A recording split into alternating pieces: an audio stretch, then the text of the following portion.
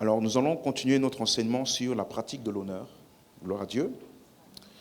Et nous sommes en train de prendre le temps d'expliquer. Est-ce que jusqu'ici, maintenant, tout le monde comprend la pertinence de ce qu'on appelle l'honneur? Amen. Amen. Amen. Tu es là? Amen. Si tu es là, donne-moi un bon amen. Amen. Alléluia. Donc, on a vu que c'est important en tant que croyant de comprendre ce qu'on appelle l'honneur. Parce que toutes les personnes que Dieu envoie, que Dieu utilise, on a vu que Dieu a placé son honneur sur eux. Dans Matthieu chapitre 10, la Bible nous dit, à partir du verset 40, il dit: celui qui vous reçoit, me reçoit. Et celui qui me reçoit, reçoit celui qui m'a envoyé. Donc, lorsque Dieu a envoyé un homme, lorsque Dieu a envoyé une personne, l'honneur de Dieu repose sur cet homme-là. Ça veut dire que tout ce que tu fais à cet homme, tu es en train de le faire au Dieu qui l'a envoyé. Donc, Jésus dit, tous ceux qui vont vous recevoir, c'est moi qui reçois. Et celui qui me reçoit, reçoit celui qui m'a envoyé.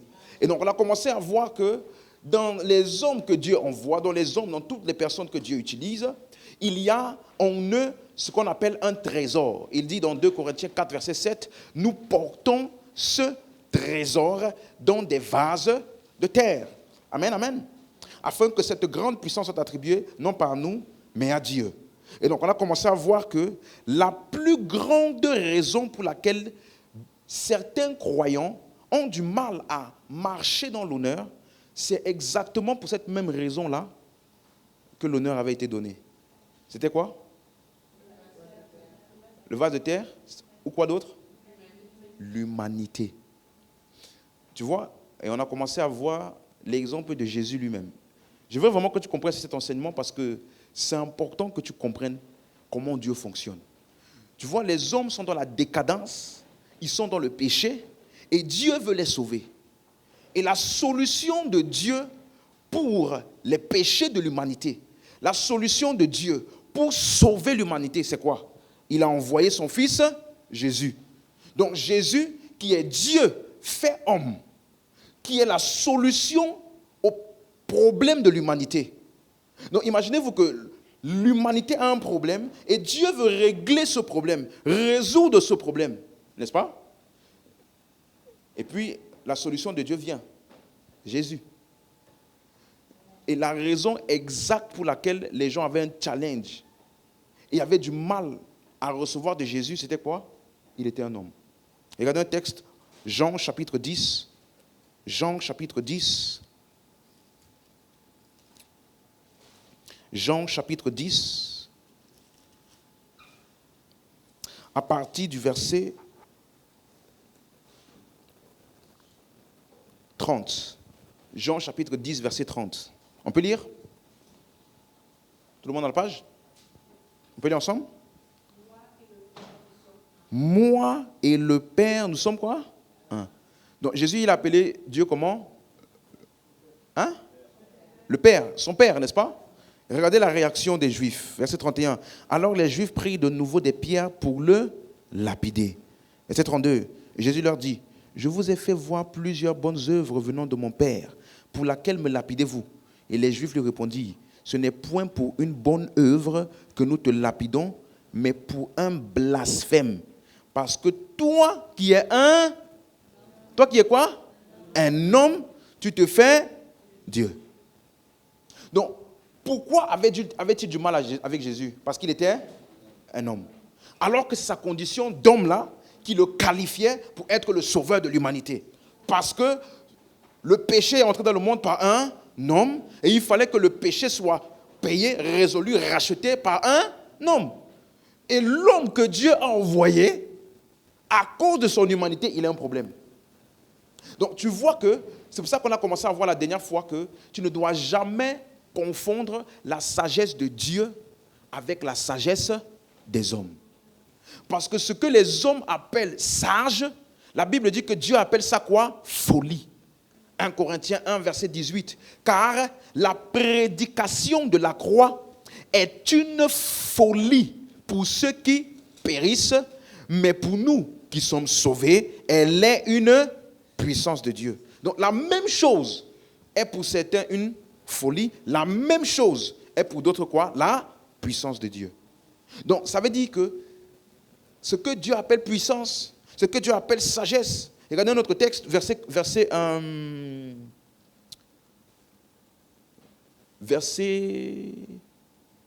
19. Aussi est-il écrit, je détruirai la sagesse des sages et j'anéantirai l'intelligence des intelligents. Tout le monde a suivi ça? Ça veut dire que dans l'œuvre de la croix, il a anéanti la sagesse des sages.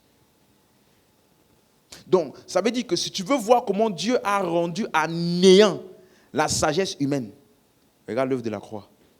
Qu'est-ce qui s'est passé à la croix? Les gens pensaient que le Messie devait venir avec puissance pour détruire, ramener le règne en Israël, parce qu'ils étaient sous la domination romaine. Et celui qu'on appelle le Sauveur, il vient et il est sacrifié. Donc ça semble être la faiblesse, n'est-ce pas? Parce qu'il n'a pas réagi. Il s'est laissé faire. Mais ce que les hommes ont appelé faiblesse là, Dieu a appelé ça quoi? Puissance. Quelqu'un comprend un peu jusqu'à maintenant? Donc ça veut dire que si tu fais l'erreur de t'appuyer sur la sagesse du monde pour analyser Dieu, comment il agit et comment il va agir envers toi, tu risques de combattre ta propre bénédiction. Parce que ça n'aura pas la forme que le monde attendrait qu'elle ait. Donc c'est pour ça que dans cette série, on va voir ça tout à l'heure, l'une des choses importantes qu'un chrétien doit avoir, c'est le renouvellement de l'intelligence.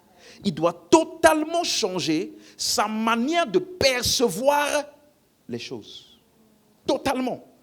Parce que le moule que Dieu prend n'a pas forcément une forme de ce que le monde attendrait.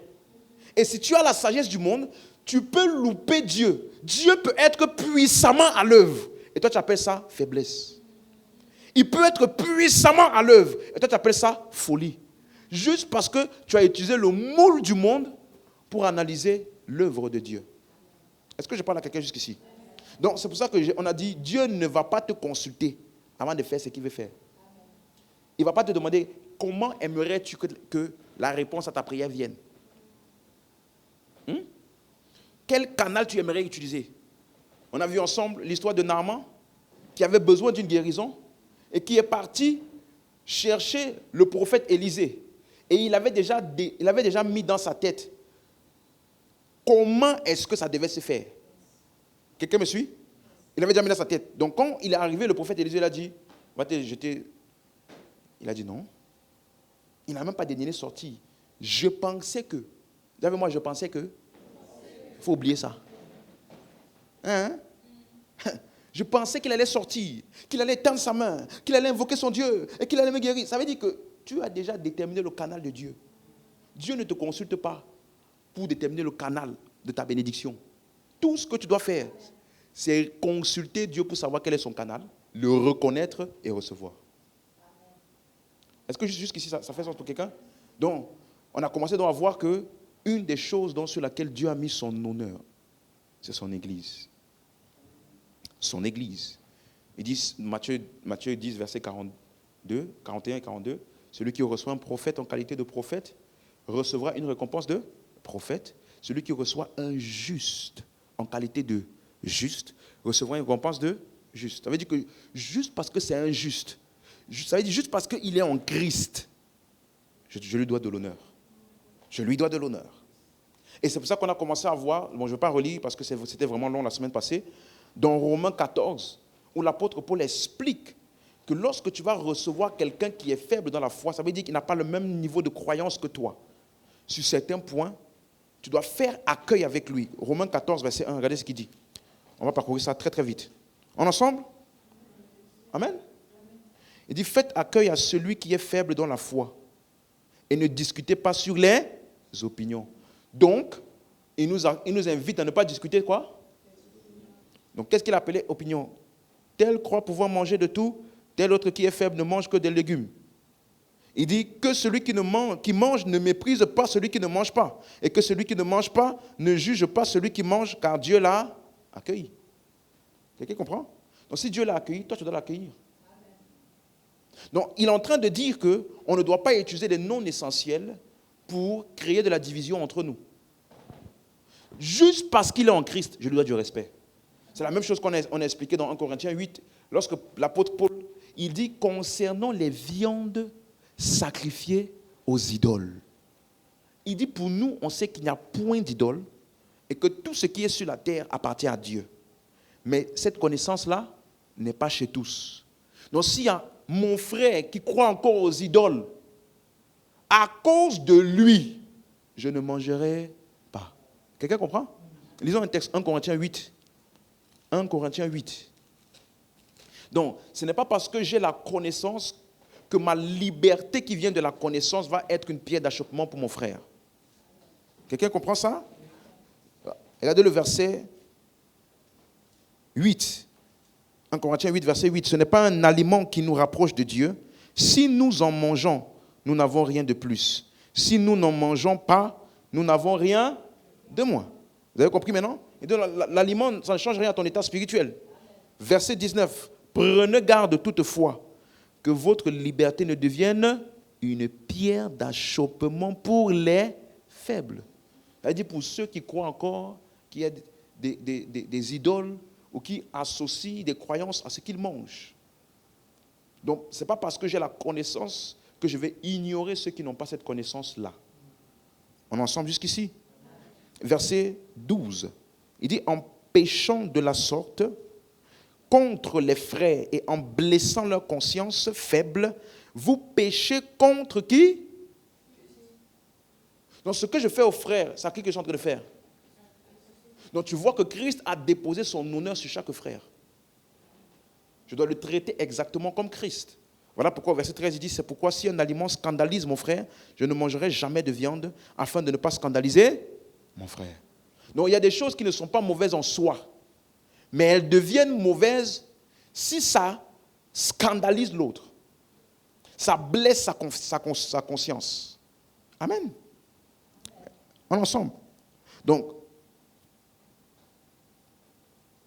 je dois donc apprendre à respecter et à bien traiter chaque frère en Christ. Dis à ton voisin, je te respecte et je t'honore à cause de l'honneur de Christ qui est sur toi. Suis-moi. Tu vois, ça veut dire que la façon dont tu traites un croyant doit être différente. Parce que lui, là, il a Christ en lui et l'honneur de Christ est sur lui. Il y a des choses que je ne me permettrai pas de faire juste parce que c'est un chrétien. Quelqu'un comprend ça? Ça veut dire que dans l'Église, c'est le seul endroit où le statut social n'a pas d'implication. Je ne te traite pas mieux parce que tu as plus d'argent. Je ne te donne pas un privilège spécial parce que tu as plus d'argent. Je ne veux même pas te traiter de manière plus spéciale parce que tu donnes beaucoup plus à l'Église que l'autre. Quelqu'un comprend? Parce que l'honneur de Christ est sur chaque croyant. Quelqu'un comprend ça? Regardez un autre texte, 1 Corinthiens 11, à partir du verset 20. C'était ça un des problèmes qu'il y avait dans l'église de Corinthe. Donc, la marche dans l'honneur consiste à considérer chaque personne avec l'honneur de Christ qui est sur lui. 1 Corinthiens 11, verset 20. Il dit, lors donc que vous vous réunissez, ce n'est pas pour manger le repas du Seigneur, tout le monde suit la lecture, verset 21, car quand on se met à table, chacun commence par prendre son propre repas, l'un a faim, tandis que l'autre est quoi? Est ivre. Donc ça veut dire qu'il y avait des différenciations d'abondance parmi les frères dans l'église. Il y avait ceux qui avaient beaucoup, il y avait ceux qui avaient moins. Et ceux qui avaient beaucoup ne considéraient pas ceux qui avaient moins. Donc on s'est réunis ensemble, d'autres sont rassasiés, pendant que d'autres ont faim. Quand tu agis comme ça, tu ne marches pas dans l'honneur de Christ. Quelqu'un comprend un peu? Regardez la suite, verset 22. N'avez-vous pas des maisons pour y manger et boire? Ou méprisez-vous l'église de Dieu? Faites-vous honte à ceux qui n'ont rien? Que dirais-je? Vous louerai-je? En cela, je ne vous loue point. Tout le monde a compris? Donc, qu'est-ce que Paul dit ici? Suis-moi. Il a dit, si tu sais que ta nourriture n'est pas censée être partagée pour nous tous, n'amène pas ça ici. Hein? Pour ne pas que tu te goinfres que tout seul et les autres sont en train de te regarder. Donc, dès que tu as quelque chose que tu as déjà en tête, je veux ça pour moi, n'amène pas à l'église. Parce que dès que ça devient à l'église, on appelle ça propriété commune. Quelqu'un comprend ce que j'explique? Parce que je ne peux pas être rempli alors que mon frère a faim. S'il a faim et que je méprise sa faim, je suis en train de mépriser Christ. Si tu pèches contre lui, tu pèches contre qui? Hein? Donc, l'honneur de Christ est sur chaque croyant. L'honneur de Christ est sur chaque croyant. On doit voir dans ma manière de traiter le frère ou la sœur en Christ qu'il y a une différence à cause de l'honneur de Christ qui est sur lui. Donc, on ne peut pas avoir dans l'église des gens dont on traite différemment à cause de leur situation financière ou parce qu'il est le premier ministre. Suis-moi, dans l'église, hein, le frère en Christ qui est SDF et le frère en Christ qui est le premier ministre ont le même traitement. Quelqu'un comprend ce que je viens de dire? Le frère en Christ qui est comment? Premier ministre, influent dans la société, beaucoup d'argent. Et le frère en Christ qui est pauvre.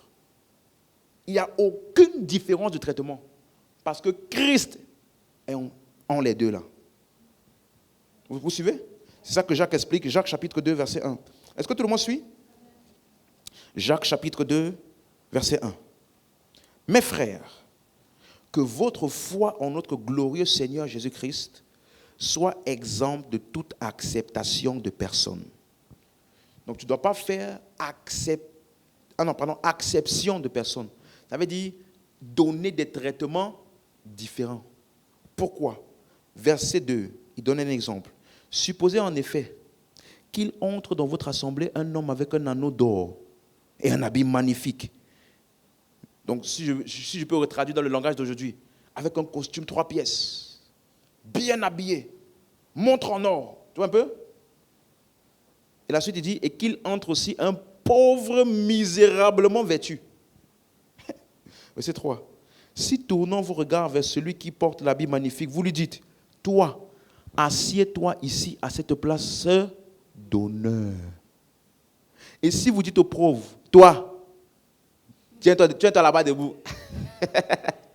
Ou bien, assieds-toi au-dessous de mon marchepied. Ne faites-vous pas en vous-même une distinction? Et ne jugez-vous pas sous l'inspiration de pensées mauvaises? Quelqu'un suit? Verset 5. Écoutez mes frères bien-aimés. Dieu n'a-t-il pas choisi les pauvres aux yeux du monde pour qu'ils soient riches en la foi et héritiers du royaume qu'il a promis à ceux qui l'aiment? Et vous avilissez le pauvre. Ne sont-ce pas les riches qui vous oppriment et qui vous traitent devant les tribunaux? Ne sont-ce pas eux qui vous outragent le beau nom que nous portons? Si vous accomplissez la loi royale selon l'Écriture, tu aimeras ton prochain comme toi-même, vous faites bien. Mais si vous faites acception de personne, vous commettez un péché. Mets en mieux. Mettez en mieux. Vous commettez un péché, vous êtes condamnés par la loi comme des transgresseurs. Alléluia. Donc, qu'est-ce que Jacques expliquait ici? Le traitement qu'on donne à un pauvre et le traitement qu'on donne à un riche ne doit jamais être différent. Où? Dans l'église. Dans le monde, il y a une différence. Les gens traitent les gens différemment en fonction de leurs biens. Mais dès que tu entres dans l'église et qu'il s'agit de l'assemblée des saints, le traitement des uns et des autres doit être comment? Pareil. L'honneur de Christ est sur chacun de nous. Donc je ne traite personne mieux parce qu'il a plus d'argent ou parce qu'il a une meilleure situation. Non. Sur moi-même, je ne traite personne en fonction de son passé. Quelqu'un a suivi ça? Je ne traite personne en fonction de son passé. Parce que tout croyant porte l'honneur de Christ sur lui. Il peut y avoir parmi nous des gens comme Paul, qui avait un passé de meurtrier et de persécuteur de l'Église, et qui a même ordonné la mort de certains. Mais quand il s'est converti, on n'a pas rappelé son passé. Tout le monde sait ça? Parce que l'honneur de Christ est sur lui. Là, je me souviens d'une une histoire en fait, qui s'est passée en Afrique, d'une église en Afrique. Une femme, elle est venue, elle a dit on doit traiter tout le monde pareil. Vous savez, parce que tu sais, en Afrique, il y a beaucoup de gens qui ont le VIH. Vous connaissez le VIH, hein? Et là-bas, c'est vraiment tabou. Quelqu'un qui a ça, on a peur de lui, on le regarde vraiment bizarrement.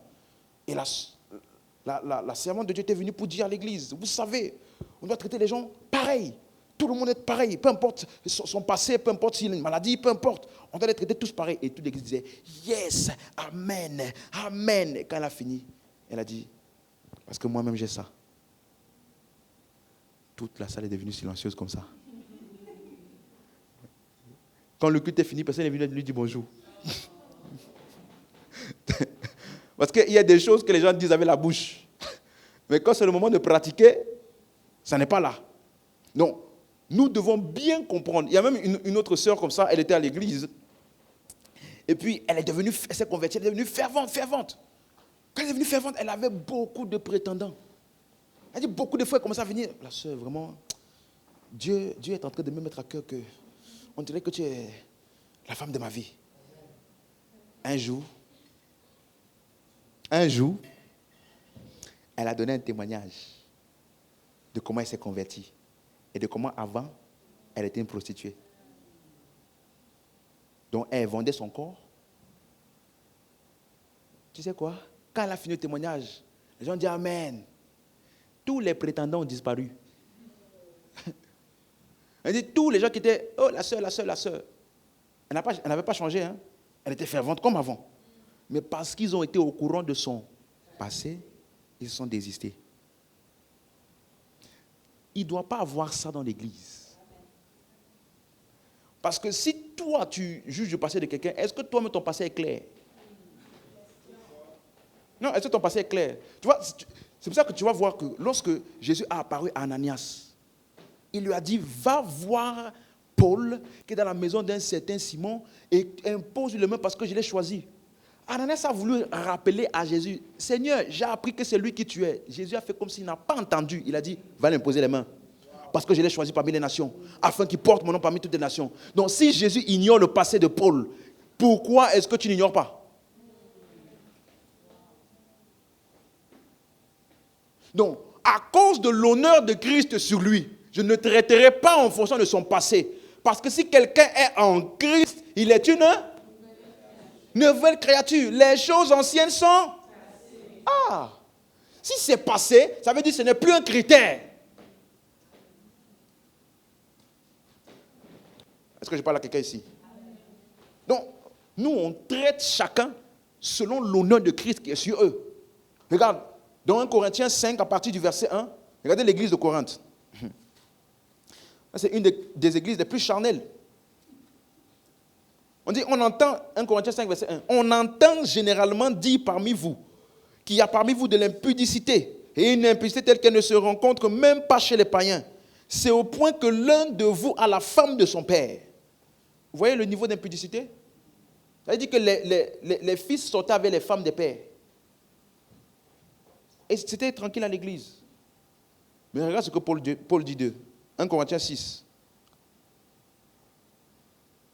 1 Corinthiens 6, verset 11. Et c'est là ce que vous... Tout le monde suit? 1 Corinthiens 6, 11. C'est là ce que vous étiez. Quelques-uns de vous. Mais vous avez été quoi?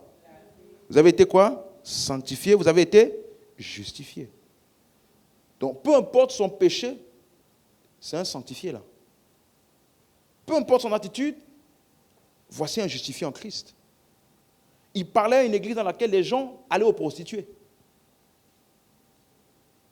Quelqu'un comprend? Donc, je ne suis pas en train de dire que l'honneur de Christ, à cause de l'honneur de Christ, on ne va pas corriger les gens. Non, on va te corriger. mais en ayant la conscience que lui, là, il est en Christ. Et donc, je lui dois de l'honneur, peu importe son attitude. Quelqu'un comprend? Donc, suis ceci. Marcher dans l'honneur, c'est valoriser le sang de Christ. Je reprends. Marcher dans l'honneur envers les croyants, c'est valoriser et honorer le sang de Christ. Qu'est-ce que la Bible dit? Acte 20, verset 28. Acte 20, verset 28. Est-ce que quelqu'un me suit ce soir? Acte 20, verset 28.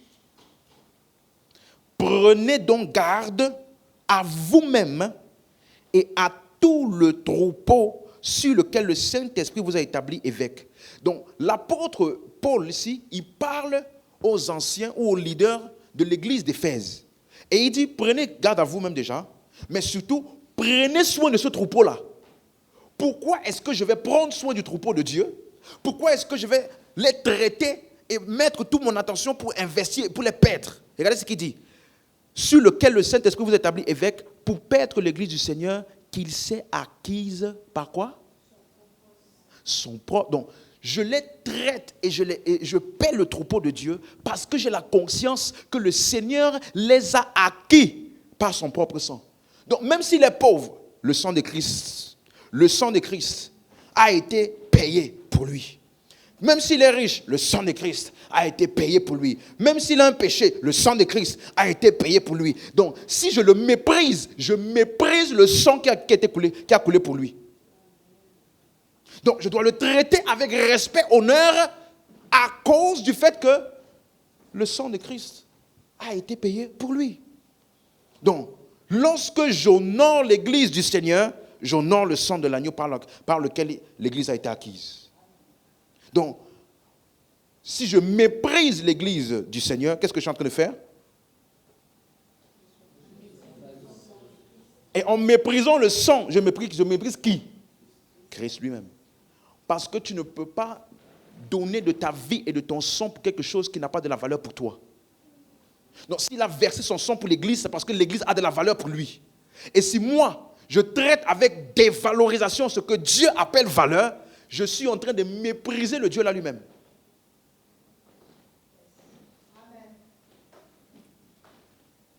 Amen. Quelqu'un suit? Vous comprenez maintenant pourquoi Paul dit que si un aliment scandalise mon frère, je ne vais pas manger. Je ne vais pas le blesser parce qu'en péchant contre lui, je suis en train de pécher contre Christ. Lorsque Paul a rencontré Jésus sur le chemin d'Emmaüs, sur le chemin de Damas, Jésus n'a pas dit « Je suis le Seigneur de l'église que tu persécutes ». Il a dit, je suis Jésus que tu persécutes. Si moi j'étais Paul, j'allais dire, Seigneur, on s'est vu quand? On s'est rencontrés où? Je t'ai jamais vu. Comment ça je te persécute? Mais il persécutait qui? L'église. Parce que persécuter l'église, c'est persécuter qui? Christ. Faire du bien à l'église, c'est faire du bien à qui? Christ. Honorer l'église, c'est honorer qui? Christ. Donc je ne peux pas honorer Christ en méprisant son église. Alléluia. Amen. Donc, dis encore avec moi, j'honore le sang de Christ. Donc, tu comprends maintenant, si tu lis Acte 9, verset 17, quand Ananias est arrivé devant Paul, il a dit, Saul, mon frère. Il a appris la leçon. Amen. Il n'a pas dit Saul, ancien persécuteur. Il a dit, Saul, mon frère, le Seigneur m'a envoyé vers toi pour que je puisse t'annoncer la parole, prier pour toi et que tu sois rempli du Saint-Esprit. Il a appelé mon frère.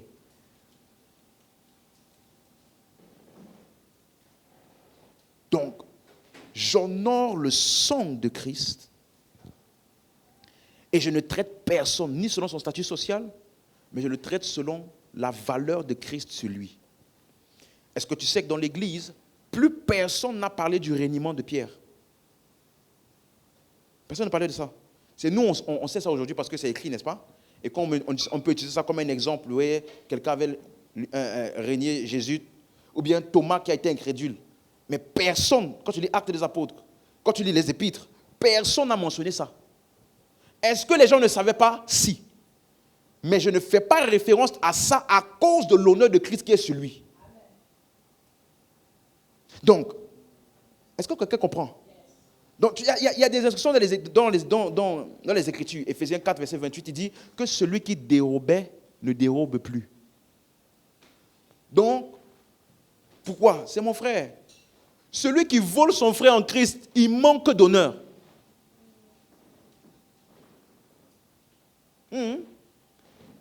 Celui qui vole son frère en Christ dérobe, il manque d'honneur. Est-ce qu'on suit? Donc, je dois me poser la question. Ouvrons ensemble Éphésiens 3, verset 14. Éphésiens 3, verset 14.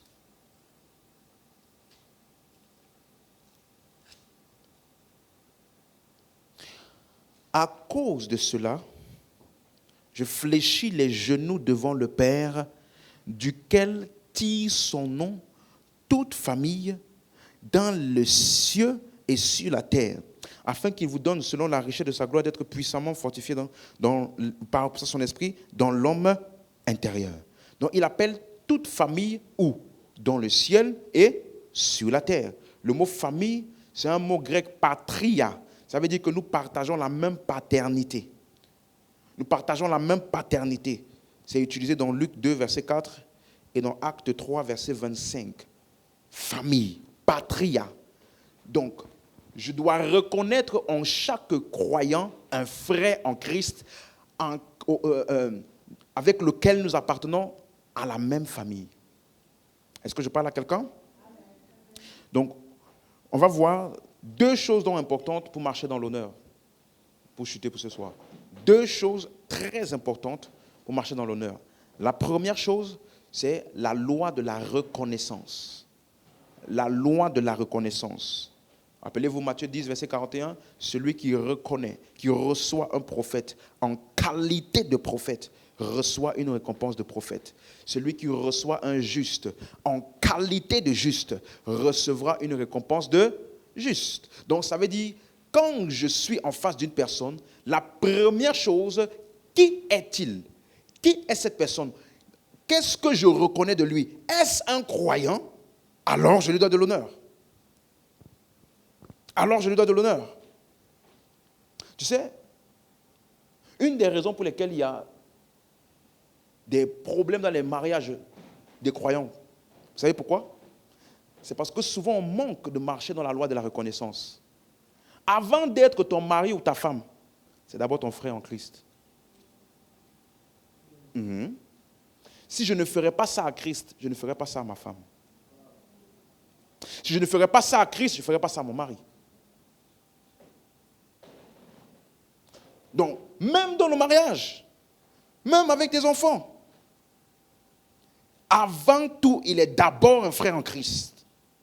Elle est d'abord une sœur en Christ.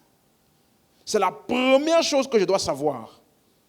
Dans mon lieu de service, laissez-moi vous donner un texte, 1 Timothée 6, verset 2. Dans mon lieu de service, si mon patron est un croyant, d'ailleurs, si ce n'est pas un croyant d'abord, dans 1 Timothée 6, verset 1, il dit que tous ceux qui sont sous le joug de la servitude regardent leur maître comme digne de tout honneur, afin que le nom de Dieu et la doctrine ne soient pas blasphémés. Tout le monde a la page? Je vous laisse ouvrir. On doit lire ça ensemble. 1 Timothée 6, verset 1. 1 Timothée 6, verset 1. Que tous ceux qui sont sous le joug de la servitude regardent leur maître comme digne de tout honneur. Donc, à l'époque, c'était des relations maître-serviteur. Donc, comme aujourd'hui, tu as employé, salarié, employeur, employé. C'est ça qui parle ici. Donc, tu dois regarder ton employeur, ton boss, ton patron. Il dit, comment? Comme digne de tout honneur, afin que le nom de Dieu et la doctrine de Christ ne soient pas quoi? Blasphémés. Maintenant, verset 2. Et que ceux qui ont des fidèles pour maître ne les méprisent pas. Ça veut dire que ce n'est pas parce qu'il est ton frère en Christ et que c'est ton patron maintenant que tu vas vivre de manière désinvolte. Non, non, non, non, non. Regarde ce qu'il dit. Ne les méprise pas sous prétexte qu'ils sont frères, mais qu'ils les servent d'autant mieux que ce sont des fidèles et des bien-aimés qui s'attachent à leur faire du bien. Enseigne ces choses et recommande-les. Donc on doit enseigner ça. Si ton patron est un croyant, sois exemplaire là-bas. Quelqu'un avec moi? Donc, je dois les traiter de manière respectueuse. Si je vois quelqu'un de riche, influent, peu importe son statut social, la loi de la reconnaissance demande que je dois d'abord reconnaître, est-ce un croyant? Si je vois quelqu'un d'une situation un peu moins noble, avant de dire, je ne m'approche pas des frères comme ça, je ne m'approche pas des personnes comme ça. Hein?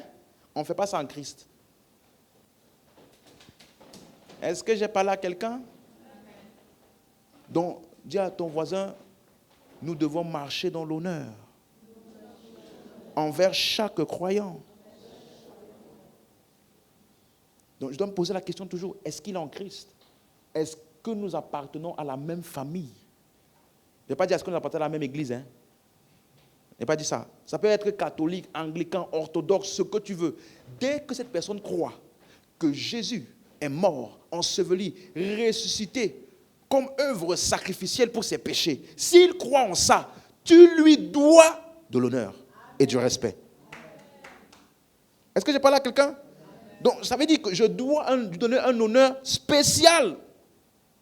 Si c'est un chrétien, si tu commandes un Uber et que c'est un chrétien, tu dois le traiter bien. Tu vas au restaurant, c'est un chrétien, tu dois le traiter bien. La dernière fois, on est parti à un restaurant et la dame, c'était une chrétienne. Ils l'ont raccompagnée chez elle, jusqu'à chez elle en voiture. Ça, c'est l'honneur. Elle dit que tu fais au-delà de un simple serveur. Je reconnais le Christ en elle.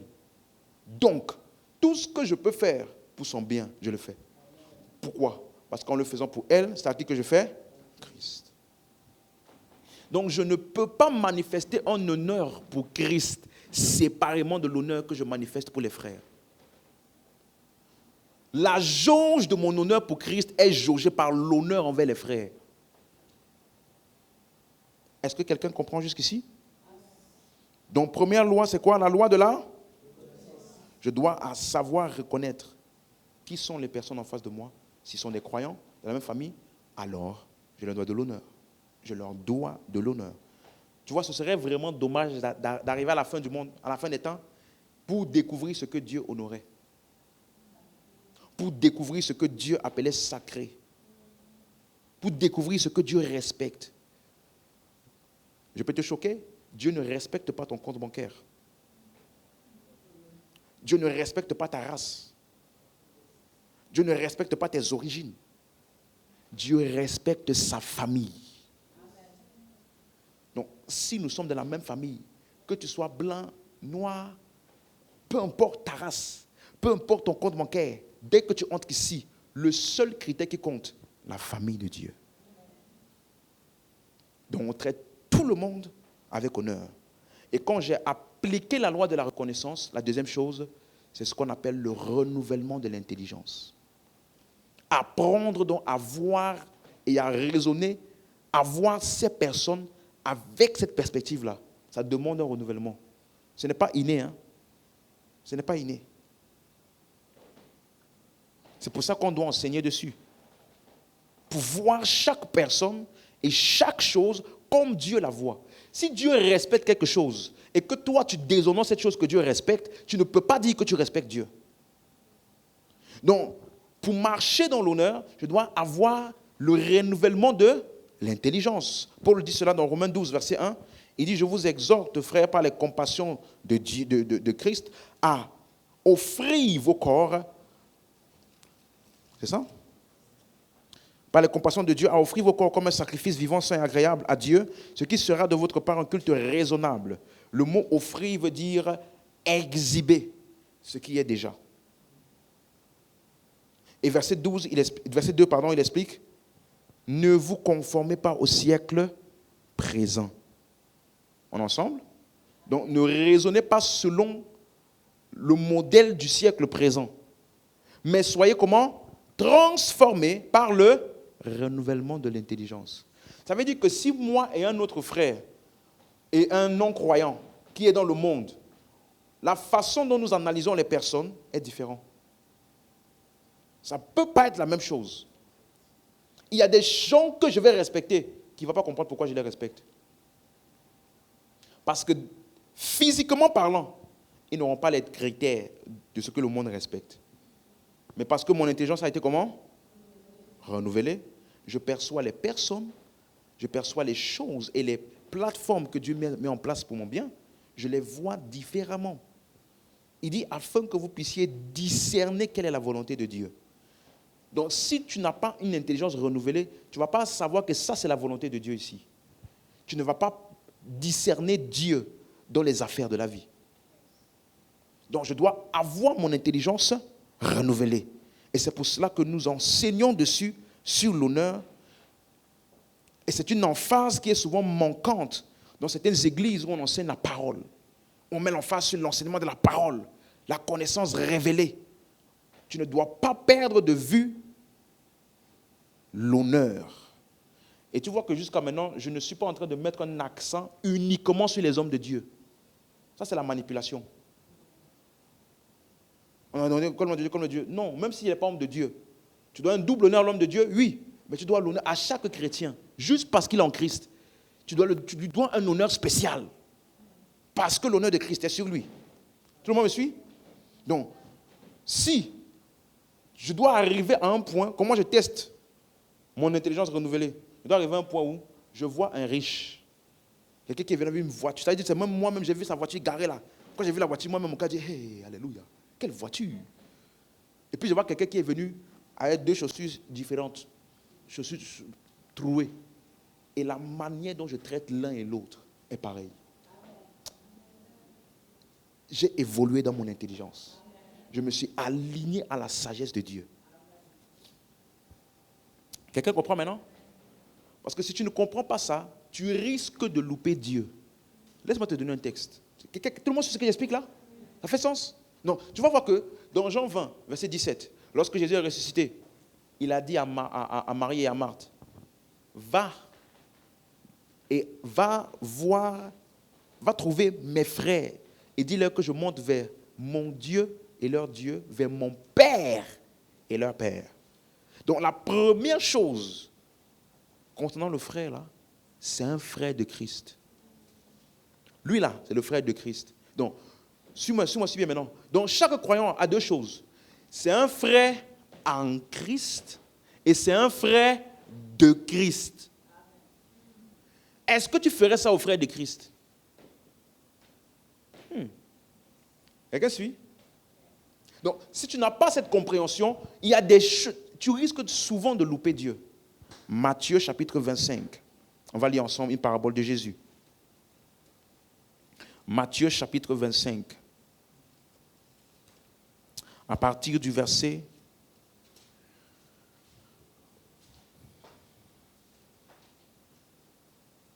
37. On va lire même jusqu'au verset 34 d'abord. Alors le roi dira à ceux qui seront à sa droite, venez vous qui êtes bénis de mon Père, prenez possession du royaume qui vous a été préparé dès la fondation du monde. Car j'ai eu faim, et vous m'avez donné à manger. J'ai eu soif, vous m'avez donné à boire. J'étais étranger, et vous m'avez accueilli. J'étais nu, vous m'avez vêtu. J'étais malade, vous m'avez visité. J'étais en prison, vous êtes venus vers moi. Et les justes lui répondront, Seigneur, quand t'avons-nous vu avoir faim et te donner à manger, avoir soif, t'avons donné à boire, t'avons-nous vu étranger, t'avoir recueilli, ou nu, t'avons-nous vêtu?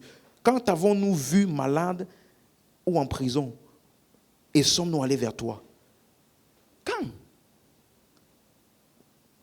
Alors il redait la réponse, verset 40. Et le roi leur répondit, je vous le dis en vérité, toutes les fois que vous avez fait ces choses, à qui? Plus fort à qui? À l'un de ces plus petits de qui? Mes frères. C'est à moi que vous les avez faites. Tout ce que tu fais à un frère de Jésus, c'est à lui que tu as fait. Il avait un problème, tu l'as aidé, c'est à Christ que tu as fait ça.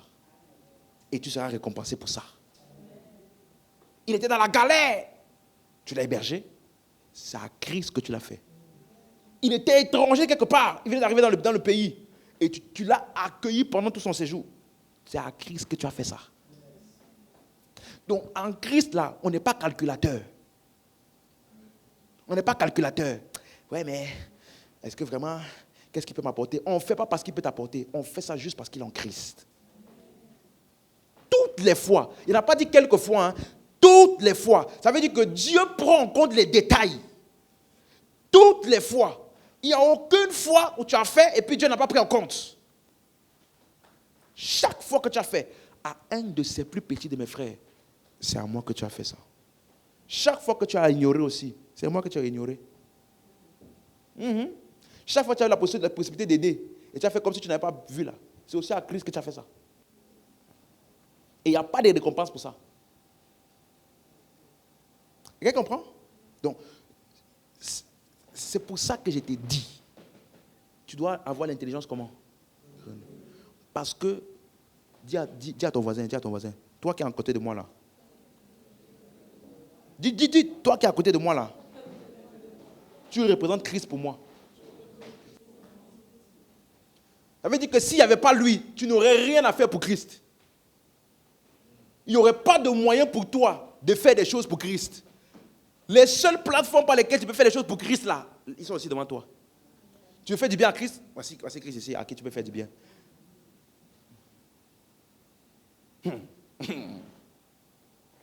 Est-ce que je parle à quelqu'un? Donc, c'est pour ça que la Bible dit dans Hébreux 2, verset 11, il dit, celui qui sanctifie et ceux qui sont sanctifiés sont tous issus d'un seul. Ça veut dire que désormais là, celui qui sanctifie c'est qui? Christ. Ceux qui sont sanctifiés c'est qui? Nous. Il dit que les deux là sont issus d'un seul. C'est pourquoi il n'a pas honte de les appeler mes frères. Hébreux 2, verset 11. Il n'a pas honte de les appeler mes frères. Jésus n'a pas honte de t'appeler son frère. Peu importe ta situation financière, peu importe ta situation matérielle, peu importe d'où tu viens, peu importe ton passé, peu importe ta situation présente. Quand il te voit, il dit, voici mon frère. Tu vois, si tu as grandi comme moi à l'école là, moi j'avais mes frères, petits frères, ou mon grand frère des fois, il y a des endroits où tu ne voulais pas qu'on sache que c'est ton frère. Dès qu'il vient, il veut te coller devant. Hey, c'est bon là, c'est bon, arrête de dire. Je suis avec mes amis là, pourquoi tu veux me mettre la honte devant eux? Tu viens là, tu restes collé à moi. Laisse-moi. Souvent, je faisais ça quand j'étais petit. Parce qu'il y a des moments, il y a des endroits où tu as honte un peu de ton frère. Ou bien s'il est connu à l'école pour faire des bêtises. Quand on donne son nom de famille, c'est le même nom que toi, tu te caches. Parce que ces attitudes te font honte. Mais tu sais quoi? Peu importe tes péchés, Christ n'a pas honte de t'appeler son frère. Il n'a pas honte. Malgré le passé de Paul, il dit à Ananias, va le voir, je l'ai choisi. Il n'a pas honte. Donc toi aussi, tu ne dois pas avoir honte de tes frères en Christ. Donc, je dois l'honneur à chaque frère. Dis à ton voisin, tu me dois de l'honneur. Quand je dis de dire là, il faut dire, hein. Faut pas penser, il ne va rien te faire, Dis, tu me dois de l'honneur. Dis, c'est une dette permanente. Permanente, ça veut dire tu as fait aujourd'hui, ça ne veut pas dire que demain tu ne vas pas faire. Tu me dois. Chaque fois que tu me vois, tu es en dette. L'honneur. Oui. Et rappelez-vous ce que j'ai dit. J'ai dit que ça ne veut pas dire que l'honneur, ça ne veut pas dire que si quelqu'un fait mal, tu vas faire comme s'il n'a rien fait. Non. Tu corriges par amour. Mais tout en sachant que lui là, c'est un frère en Christ. Donc, malgré ma correction, je garde l'honneur pour lui. Amen.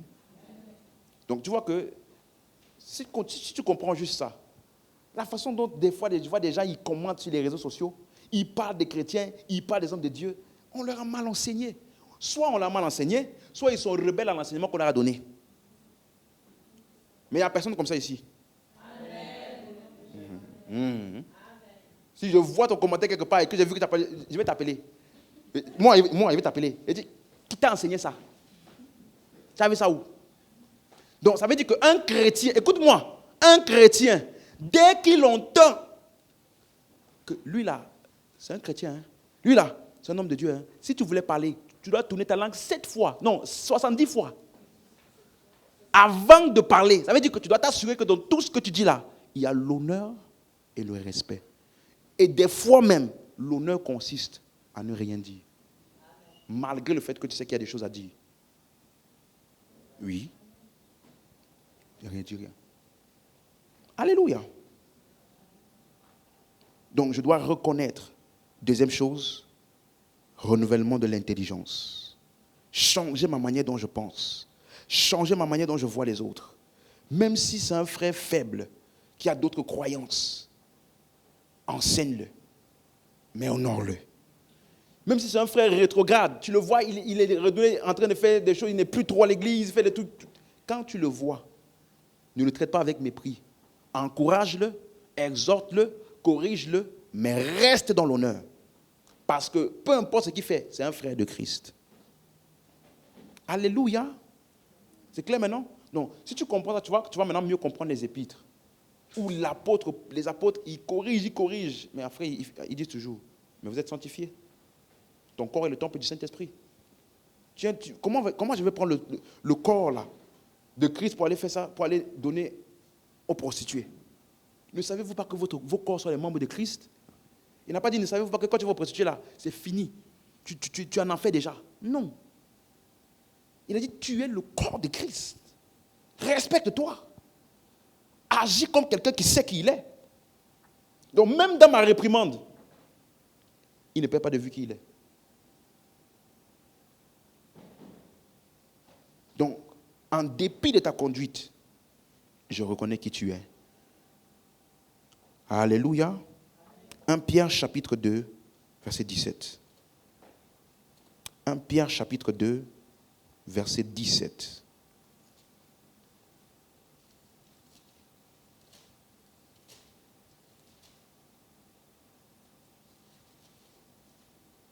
Honorez tout le monde. Aimez les frères. Craignez Dieu, honorez le roi. Le mot honorer en grec, c'est un mot grec timao, T-I-M-A-O. Il dit honorer tout le monde. C'est le mot timao. C'est un mot qui ne veut pas juste dire honorer. C'est un verbe qui veut dire, ça a une connotation de montrer. Tu vois un peu? Ça veut dire que ton honneur ne reste pas dans ton cœur. Ça doit être comment? Visible. Rends ton honneur, comment? Visible. Et comment est-ce qu'on le rend visible? La suite, il dit quoi? Aimez les frères. Donc, honorez tout le monde. Montrez votre honneur. Comment? Aimez les frères. Marchez dans l'amour. Donc, le mot frère ici, c'est le mot adelphotes. Adelphos, pour ceux qui connaissent, adelphotes, ça veut dire une bande de frères, une confrérie. Ceux qui se voient l'un l'autre comme étant un ensemble. Donc, ils ne se voient pas séparés. Ils ne se voient pas différents. Vous voyez un peu? Aimez les frères. Donc, il ne peut pas avoir d'honneur sans amour. Parce que l'honneur sans amour, c'est de l'hypocrisie. J'honore, je respecte à cause de l'amour de Dieu en mon cœur qui couvre toutes tes fautes et qui te voit comme Dieu te voit. Alléluia. Donc, la base et le fondement de l'honneur, c'est l'amour. Voici un verset que je veux qu'on prenne ça dans plusieurs versions. Romains 12, verset 10. Si quelqu'un peut parler version second 21, version Darby et version Semeur. On va lire les trois versions là. Romains 12, verset 10. Dis avec moi, je marche dans l'honneur. J'honore ce que Christ honore. Et je respecte chaque croyant. Amen. Verset 10. Par amour fraternel, soyez pleins d'affection les uns pour les autres. Par amour quoi? Soyez quoi? Donc il ne doit avoir aucun frère dans l'église que tu dis j'aime pas ce frère là, ça n'existe pas. À cause de l'amour, nous sommes pleins d'affection. Affection veut dire que tes émotions sont impliquées. Donc je suis rempli d'affection pour tout le monde. Je n'ai personne que je n'aime pas. J'aime tout le monde. Alléluia. Mais tel frère, j'ai du mal avec lui. Tu n'as pas du mal avec lui. Ton intelligence va te renouveler. Tu n'auras plus de mal avec lui. Tu es avec moi? On continue, il dit quoi? Verset 10 toujours. Soyez pleins d'affection les uns pour les autres. Par honneur. Par quoi? Par honneur, qu'est-ce que vous faites? Usez de prévenance réciproque. Quand je dis ça à lui, seconde, il emploie un gros français. Pour ça, il dit, on lit plusieurs versions pour que tu saches ça veut dire quoi. Donc, l'honneur me fait user de prévenance réciproque. Version seconde 21, ça dit quoi? Seconde 21, vous qui avez les Bibles blanches là. Uh-huh. Donc, par honneur là, au lieu de dire user de prévenance réciproque, il dit quoi? Rivaliser d'estime quoi? Ça veut dire que vous devez faire une compétition. Qui va mieux estimer l'autre? On va compétir. Hier, tu m'as trop honoré. Demain, là, quand je vais te voir, je vais t'honorer mieux. Par honneur. Ça veut dire qu'il y a des bonnes rivalités. Je vais t'honorer mieux que tu m'avais honoré. Tu m'as invité chez toi, tu as bien dressé la table, tu as fait une bonne nourriture là. Quand toi, tu vas venir, tu vas voir.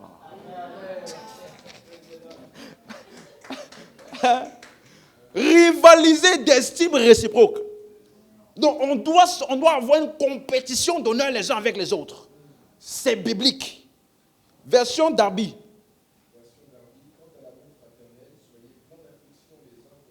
Quant à l'amour fraternel, quant à l'honneur, tu as vu?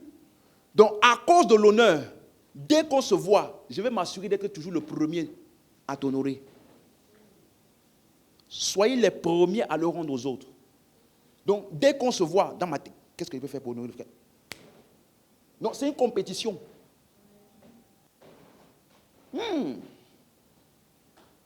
Quelqu'un comprend? Version semeur. L'amour fraternel, soyez pleins d'affection les uns pour les autres. Soyez pleins d'affection les uns pour les autres. L'estime mutuelle, faites passer les autres avant vous. Donc, par estime mutuelle ou alors par l'honneur, faites passer les autres avant vous. Ça, c'est l'honneur. Donc, une des manières d'honorer les autres, c'est quoi? C'est de les faire passer avant nous.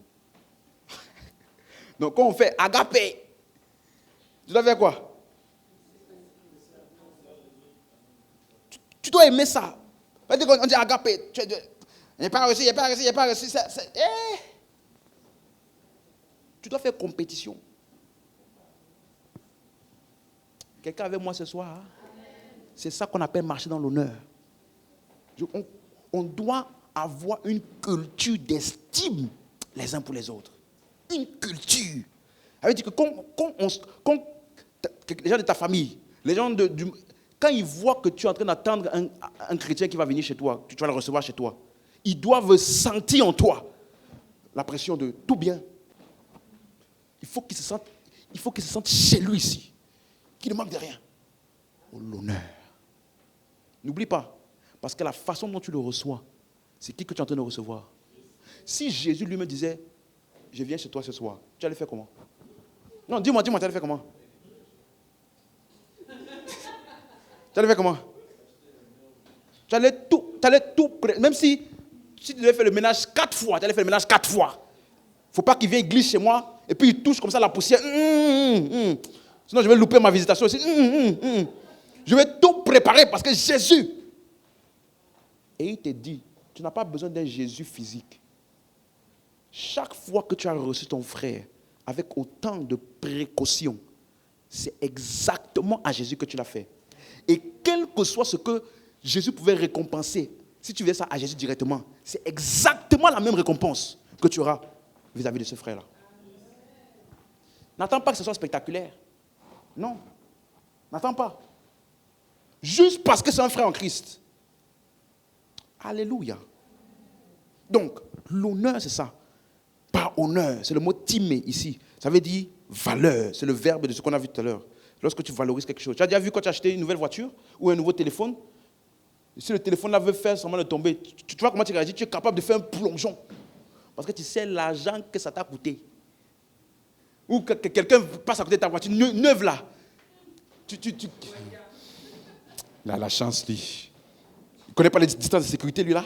Il frôle, il passe proche comme ça là. Hey! Tu t'as dit, à cause de la valeur que tu accordes à la chose, tu prends beaucoup de précautions. C'est comme ça que tu dois aussi valoriser les frères en Christ. Tu dois leur accorder une valeur spéciale pour toi. Dernier point, je dois aussi valoriser donc mon église locale. Je dois valoriser mon église locale. Comment? Par la manière, premièrement, par laquelle je valorise les rassemblements. Quand on dit culte de l'église, c'est un moment où on va se réunir avec les frères, où Dieu va agir et se manifester au milieu d'entre nous. Je dois le valoriser. Je ne peux pas le voir comme si j'allais au match, ou quand j'avais au concert, ou quand je vais regarder un film au cinéma. Non, ce n'est pas la même chose. C'est Dieu à l'œuvre en nous et à travers chacun de nous. Donc c'est un rendez-vous divin. Et donc je dois le considérer ainsi. Quelqu'un comprend ce que j'explique? Donc je ne peux pas marcher dans l'honneur et dire que je valorise les plateformes que Dieu a mises en place pour mon bien-être. Non. Est-ce qu'on est ensemble?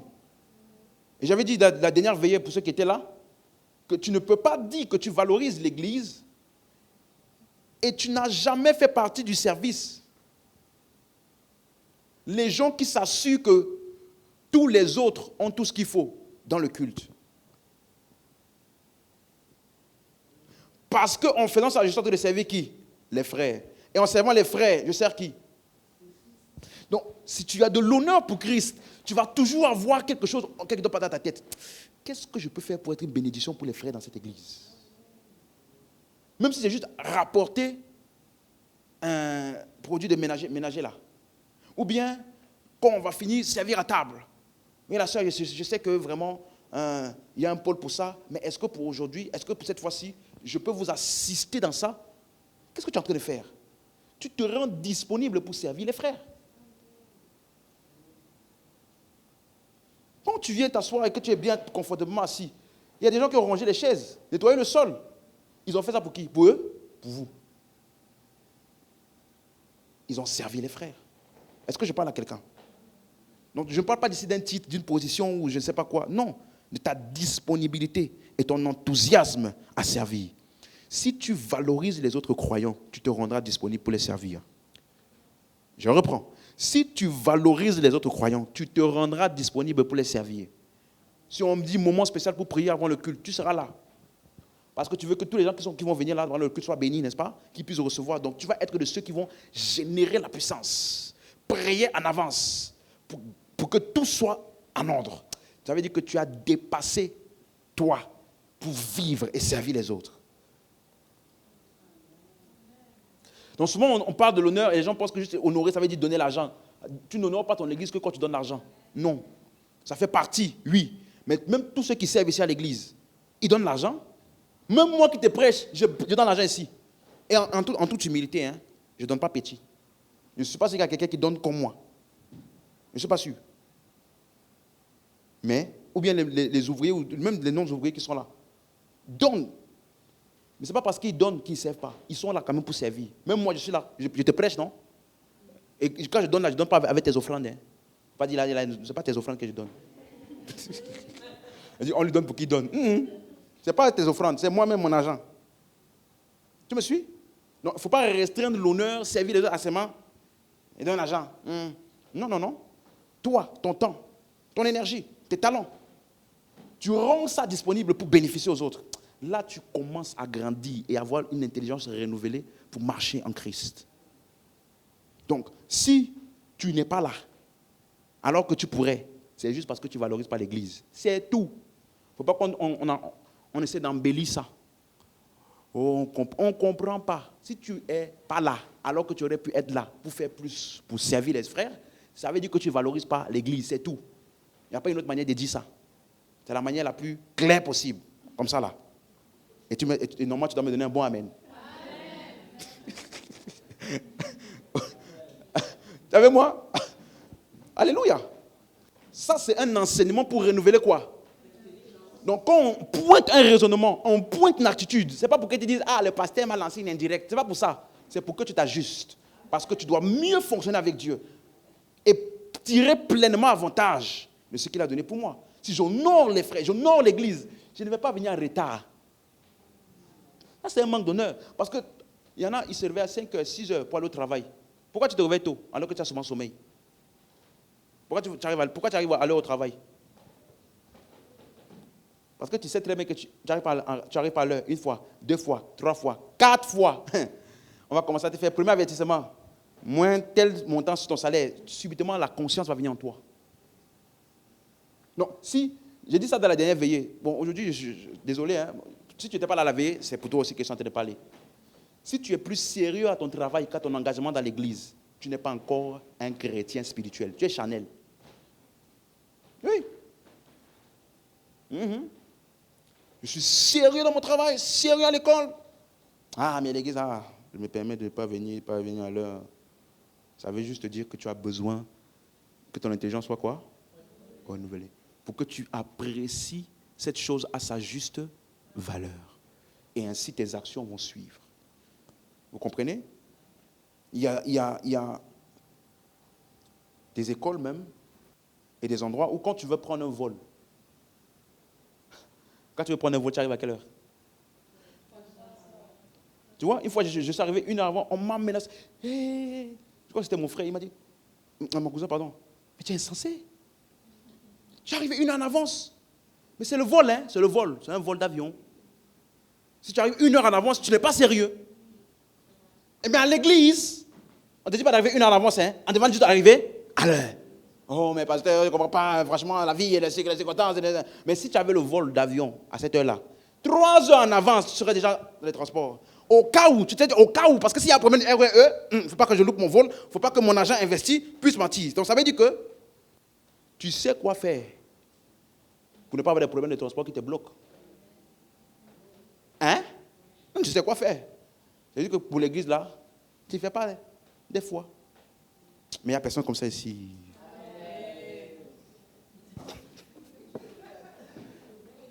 Moi, il ne parle pas la foi. Hein?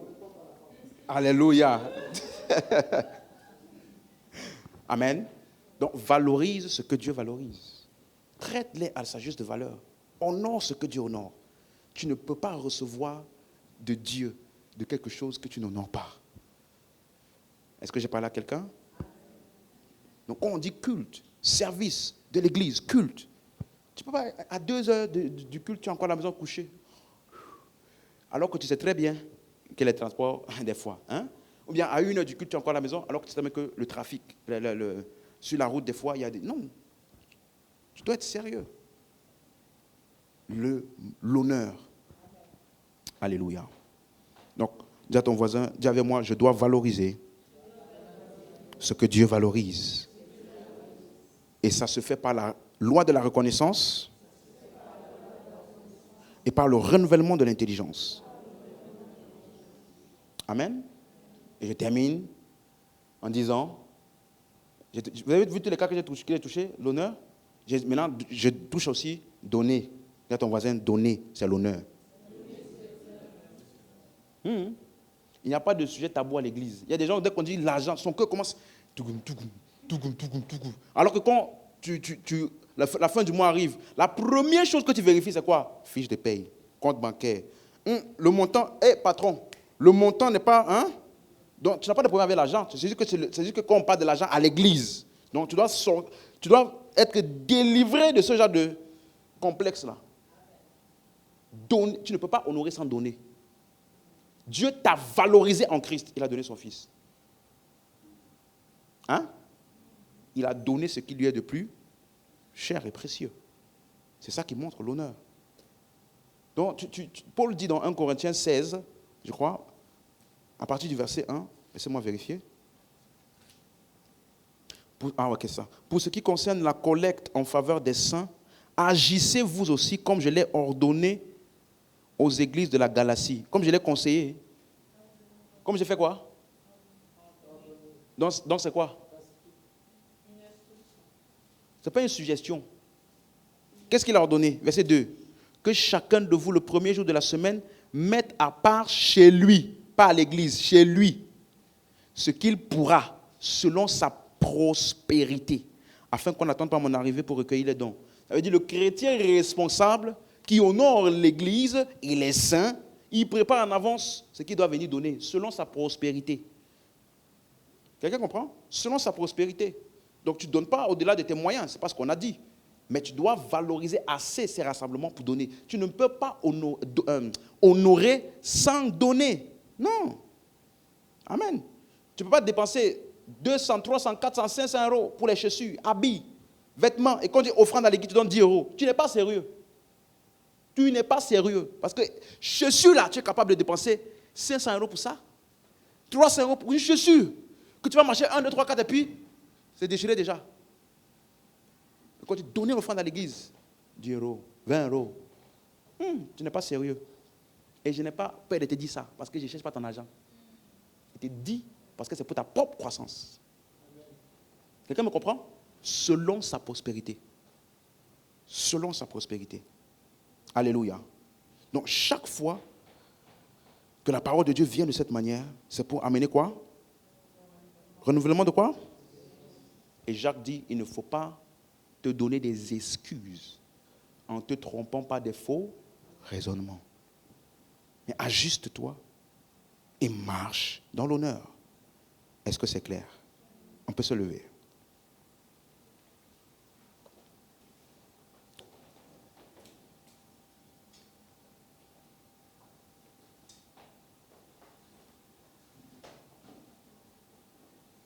Alléluia. Donc nous marchons dans l'honneur. Amen. Chacun d'entre nous avons la responsabilité de marcher dans l'honneur. La loi de la reconnaissance me permet de reconnaître chaque personne et le renouvellement de l'intelligence me permet de le voir selon cette reconnaissance-là. Constamment, quotidiennement. Donc la manière dont... Ça veut dire qu'il y a... Il y a des embrouilles des chrétiens, des embrouilles du monde. Quand deux chrétiens s'embrouillent, ça peut arriver. Et quand deux personnes du monde s'embrouillent, on doit savoir la différence. Il y a des choses qu'on ne dit pas. Il y a des tons qu'on n'emploie pas. Parce que c'est un chrétien. Parce qu'il est en Christ. On peut ne pas s'entendre sur quelque chose. Mais il y a des mots, des expressions qui n'est jamais trouvé parmi nous. Pourquoi? L'honneur de Christ repose chacun d'entre nous. Amen. Dis avec moi, au nom de Jésus, je marche dans l'honneur. Je valorise ce que Dieu valorise. J'honore ce que Dieu honore. Je respecte ce que Dieu respecte. Je traite chaque croyant avec respect et honneur. Pas basé sur son passé, pas basé sur sa condition financière, pas basé sur son statut social. Je le traite avec l'honneur de Christ. Parce que je reconnais le Christ en lui. Au nom de Jésus. Amen. Alléluia. Tu vas juste élever la main maintenant et tu vas rendre grâce à Dieu en lui disant, Seigneur, merci pour cette parole. Et je vais te laisser quelques minutes pour que tu puisses analyser les endroits où tu as besoin de t'ajuster dans ton intelligence. S'il y a des actions que tu avais posées récemment, s'il y a une personne de l'église, ou bien peu importe, pas de l'église, avec laquelle tu as besoin de régler un malentendu, avec lequel il y a de la tension, de l'offense entre vous, n'attends pas demain. Règle ça aujourd'hui. Pas demain, aujourd'hui.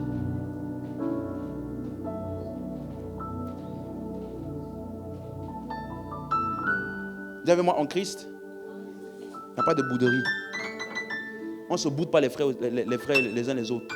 Elle dit, je te vois à l'église là, il ne parle pas. Et le boude. Il n'y a pas ça en Christ. Est-ce que je parle à quelqu'un? Mon intelligence est renouvelée et je marche dans l'honneur. Et Paul dit, nous portons ce trésor dans des vases de terre. Et si tu reçois un juste ou un prophète en qualité de prophète, tu auras une récompense. Ça veut dire à chaque homme en Christ, il y a une récompense qu'il a, qui attend que tu puisses recevoir de lui. Quelqu'un comprend? Donc, tu vas maintenant aller vers 2-3 personnes et tu vas les ministrer en Christ. Vous avez compris? C'est lui, il doit reconnaître qu'il y a Christ en toi pour recevoir de toi. C'est ça? Et ensuite, toi, tu dois reconnaître qu'il y a Christ en lui pour recevoir de lui. Mais nous portons ce trésor. Alléluia. On peut faire ça?